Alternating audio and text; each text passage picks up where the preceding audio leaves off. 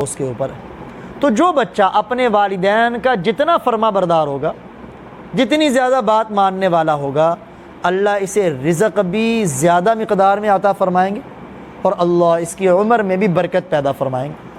لیکن جو استاذ کا تابع فرمان ہوتا ہے، جو استاذ کی تابع داری کرنے والا ہوتا ہے، اس کا مقام کیا ہے؟ چنانچہ شمس الائمہ حلوانی، سب کے رحمت اللہ تعالی علیہ، شمس الائمہ، ائمہ کے سورج، بہت بڑا مقام ہے ان کا۔ ایک مرتبہ سفر میں انہوں نے کسی مقام پہ جانا تھا، راستے میں کسی وجہ سے انہیں ایک بستی میں رکنا پڑا۔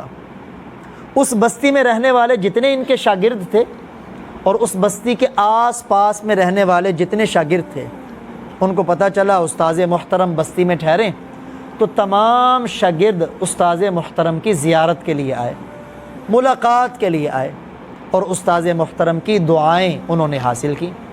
ایک شاگرد نہیں آیا، ایک شاگرد نہیں آیا۔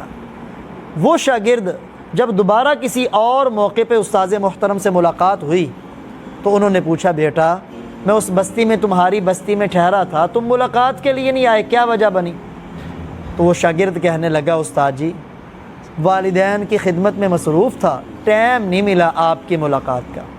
تو استاذ محترم نے فرمایا، بیٹا تمہارے اس عمل کی وجہ سے روزی تمہیں بہت زیادہ ملے گی، عمر میں اضافہ ہوگا، لیکن تمہارا جو دینی فیض ہے نا وہ آگے بہت کم پھیلے گا۔